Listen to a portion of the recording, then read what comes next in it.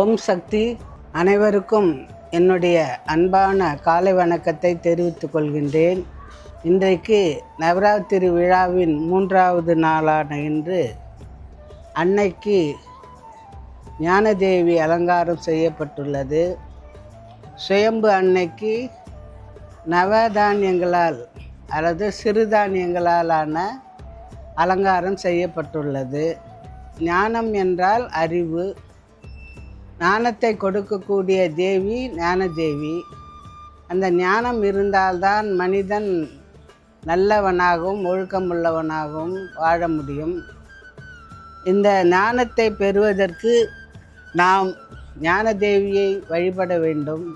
அதாவது புதன் நவகிரகங்களில் புதன் கிரகம் ஞானதேவியை அம்சமாக கொண்டது. ஞானதேவி புதனை சொல்லுவாங்க. புதன்கிழமை ஒரு சிறப்பான நாளாக சொல்லுவாங்க. பொன் கிடைத்தாலும் புதன் கிடைக்காது என்பார்கள். அப்படிப்பட்ட இந்த புதன் கிரகத்தினுடைய அம்சமான ஞானதேவியை பற்றி நாம் சில கருத்துக்களை தெரிந்து கொள்ள போகின்றோம்.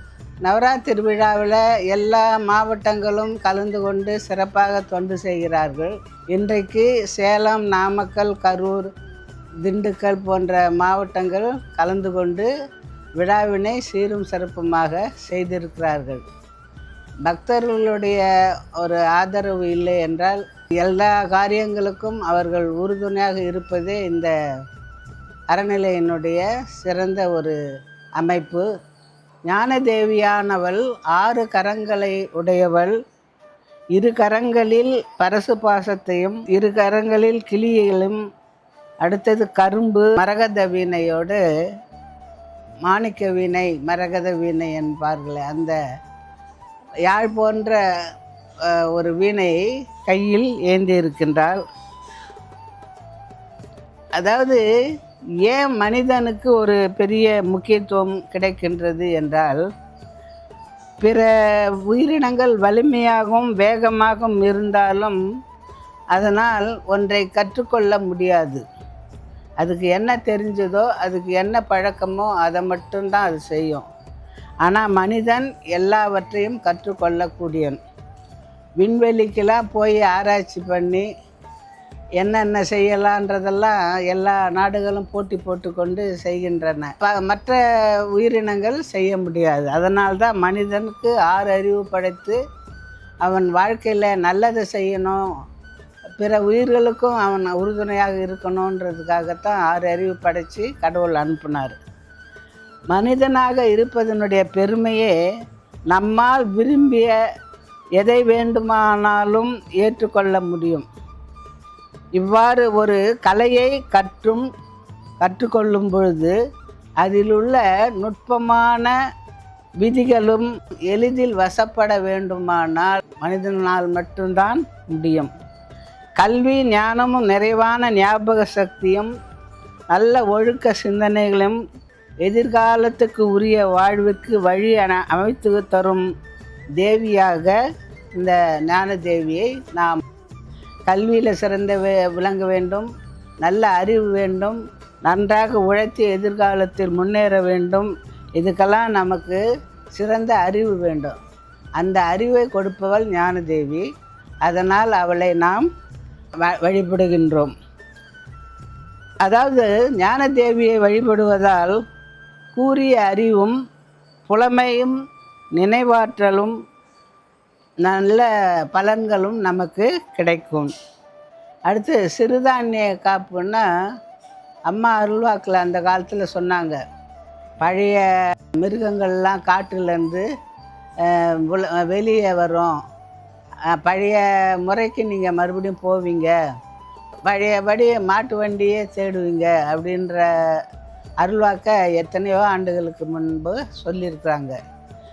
இந்த ஊட்டி, கொடைக்கானல் இதில் பார்த்திங்கன்னா காட்டு எருமைகள், சிங்கம், புலி, அடுத்தது யானைகள், இப்படி எல்லாமே ஒவ்வொன்றா அந்த காட்டை விட்டு உணவை தேடி நாட்டுக்கு வருகிறது. ஒரு யானை பார்த்திங்கன்னா லாரியில் கரும்பு ஏற்றின்னு போயிருந்தாக்கா அதை மடக்கி அது பாட்டுன்னு நிறுத்தி சாப்பிட்டுக்கிட்டு அப்புறமா அனுப்பி வைக்குது. அந்த மாதிரி காட்டு விலங்குகள் நாட்டுக்கு வரும் என்று அம்மா சொன்னது பலித்து விட்டது. அடுத்தது சிறுதானியங்களை எல்லாம் நீங்கள் உபயோகிக்க வேண்டும். உடல் நலனுக்கு அது மிகவும் நல்லது. சிறிய பொருள் என்றாலும் அதற்கு மதிப்பு கூடுதல் அதிகமாக இருக்கும். கடுகு சிரித்தாலும் காரம் குறையாது என்பார்கள். அதுபோல் இந்த சிறு சிறு தானியங்கள் உடலுக்கு நன்மையை கொடுக்கக்கூடியதாக இருக்கும். இப்போ ஹோட்டலில் போனால் கூட வரகரிசி தோசை, கப்பு தோசை, சிறு சிறு கேழ்வரகுல தோசை அப்படின்னு பெரிய பெரிய ஹோட்டலில் கூட சிறுதானியத்தை பயன்படுத்தி மக்களுக்கு உடல் நலத்துக்கு நல்லதுன்றதுனால அதை கொடுக்குறாங்க. அதனால தான் அந்த சிறுதானியத்துக்கு பெருமை அளிக்கும் வகையில் நாம் சுயம்பு அன்னைக்கு சிறுதானிய காப்பு அணிந்திருக்கிறோம். இந்த சிறுதானியத்தில் நார் சத்து, ஊட்டச்சத்து நிறைந்த, அதாவது உடலுக்கு ஆரோக்கியத்தை கொடுக்கக்கூடிய ஒரு பொருளாக இந்த சிறுதானியம் இருக்கின்றது. நமக்கு ருசிக்கு அது பிடிக்காது, ஆனால் அதை சாப்பிட்டு அதை ஒரு முறையாக நம்ம எடுத்துக்கிட்டோம்னா அது உடல் நலத்துக்கு மிகவும் நல்லது. குறிப்பாக சர்க்கரை வியாதி உள்ளவர்கள் சிறுதானியத்தை அதிக அளவு பயன்படுத்துவது நன்றாக இருக்கும். அதாவது சீரான உடல் நலம் தரும் சிறுதானிய காப்பில் சுயம்பு அன்னையையும் ஞானதேவி திருக்கோலத்தில் ஆதிபராசக்தி அன்னையையும் தரிசித்து கல்வி, ஞானம், கூறிய அறிவு என வாழ்வில் எல்லா நலன்களும் நாம் பெற்று நல்ல முறையில் வாழ்வோமாக என்று கூறிக்கொள்கின்றேன். அடுத்தது ஒரு சிறு கதைக்கு வருவோம்.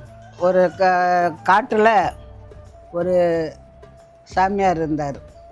அவர்கிட்ட போய், ஒரு துறவின்னு சொல்லுங்களேன், துறவி, அவர்கிட்ட ஒரு விவசாயி வந்தான். ஐயா, கடவுளால் முடியாதது ஒன்றும் இல்லையா? கடவுள் எல்லாத்தையும் செய்வாரா அப்படின்னு சொல்லி கேட்டான். ஏன் கட்டாயம்? கடவுள் எல்லாத்தையும் செய்வார். கடவுளால் முடியாத எந்த காரியமும் கிடையாது. உனக்கு என்ன சந்தேகம் அப்படின்னு சொன்னான்.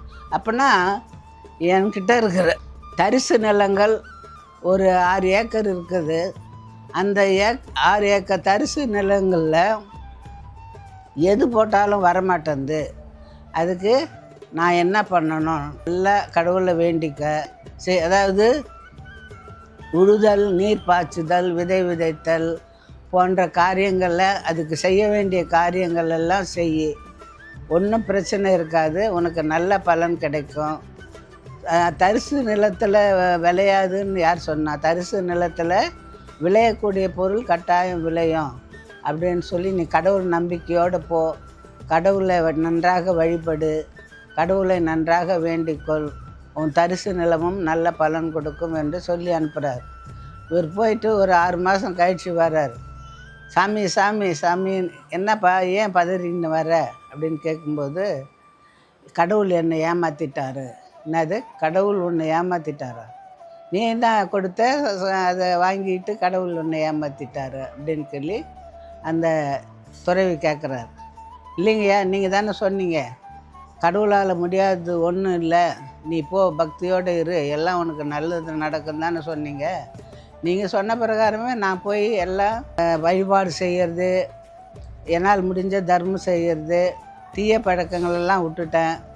நல்லா எப்போவுமே கடவுளையே நினச்சி தியானித்து பாடல்களை பாடி அவன் புகழியை பாடி நான் 6 மாதம் ஒழுங்காக தான் இருந்தேன். ஆனால் போய் பார்த்தா நிலத்தில் ஒன்றுமே காணோம் அப்படின்னு. நீ என்ன சொல்கிற, வா போகலான்னு சொல்லிட்டு அந்த நிலத்தை கூட்டினார். என்னப்பா நிலத்தை நீ ஒன்றுமே பண்ணலை, உழலை, தண்ணி பாய்ச்சலை, விதை விதைக்கலை, ஒன்றுமே செய்யலை, நீ சாமியே கும்பிட்டுன்னு உக்காந்துருந்தா இங்கே தானாக நிலத்தில் வளர்ந்துடுமா? அதனால் சாமியை கும்பிடணும், அதே சமயத்தில் நம்ம கடமையும் செய்யணும். நம்ம கடமையை செய்யாமல் நான் கடவுளையே தியானிச்சிட்டு இருக்கேன் எனக்கு எல்லாம் கிடைச்சிடும்னா அதெல்லாம் நடக்காத காரியம். கடவுள் வழிபாட்டோடு கடமையும் செய்தால்தான் வாழ்க்கையில் முன்னேற முடியும் நீ உன் கடமையை செய்யாத வழிபாடை மட்டும் செய்தினா கடவுள் உனக்கு இன்னும் நல்லதை செய்திட மாட்டார். ஆகையால் நீ போ, உன் நிலத்தில் தண்ணி பாய்ச்சி உழு, ஏதாவது விதை, கடவுளை வேண்டிக்கோ, உனக்கு எல்லாமே நல்லதாக நடக்கும். அவருக்கு புத்திமதி சொல்லி அனுப்புகிறாரு. அது மாதிரி அந்த விவசாயம் போய் செய்து அந்த நிலத்துக்கேற்ற பலனை அடைகின்றான். ஆகவே நாம் கடவுளை கும்பிட்டு சும்மா உட்கார்ந்துருந்தா நமக்கு சோறு கிடச்சிடும், பணம் கிடச்சிடும் நம்ம நினைக்கவே கூடாது. கடவுள் பக்தி ஒரு பக்கம் இருக்கட்டும், நம்முடைய உழைப்பும் நம்முடைய கடமையும் அது ஒரு பக்கம் செய்யணும். அப்படி செய்தால்தான் வாழ்க்கையில் முன்னேற முடியும். ஓம் சக்தி.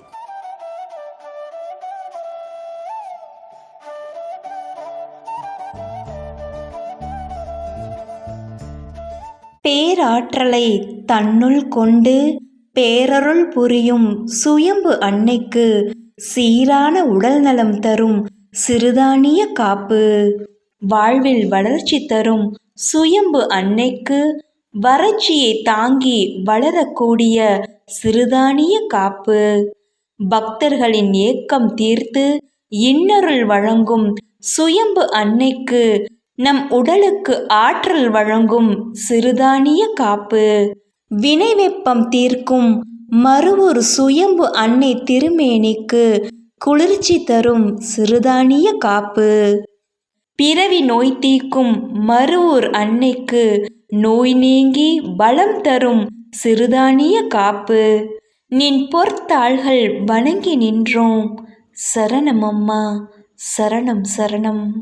அழகிய திருமுகத்தில் புன் சிரிப்புடன் மறுவூரில் அருள் தரிசனம் தரும் தேவியே, முப்புரி சங்கின் அழகு கொண்ட திருக்கழுத்தில் மாலைகள் அணிந்த மாதேவியே, திருமுடியில் பிறை சந்திரனை சூடி அழகுற அமர்ந்து அருள் பாலிக்கும் அன்னையே, இரத்தின கற்கள் பதித்த மாணிக்க வீணை இசையில் மனதை மயக்கும் மனோகரியே, ஐம்புலன்களை அடக்கும் பகுத்தறிவு தந்து எம்மை பேணி பாதுகாக்கும் தாயே, எம்மை எமக்கே உணர்த்தி சித்தம் தெளிய வைக்கும் ஞான பூங்கோதையே, அன்பர்களின் நியாயமான அனைத்து விருப்பங்களையும் நிறைவேற்றும் நிமலையே, கொஞ்சும் கிளியை கரத்தில் ஏந்தி விஞ்சும் அழகால் எம்மை தஞ்சமடைய வைத்த அம்மையே, அங்குச பாசமும் கரங்களில் ஏந்தி காட்சி தரும்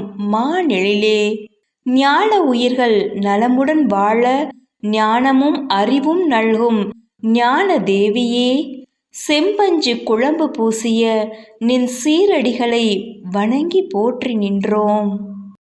பங்காரு தாயே பரம்பொருள் நீயே, நவராத்திரியில் எழுந்தருள்வாயே. பங்காரு தாயே பரம்பொருள் நீயே, நவராத்திரியில் எழுந்தருள்வாயே, நவராத்திரியில் எழுந்தருள்வாயே. நான்மறை போற்றும் பங்காரு தாயே, நவகோள் வணங்கிடும் நாயகி நீயே, நன்மைகள் அருளும் பங்காரு தாயே, நவராத்திரியில் எழுந்தருள்வாயே.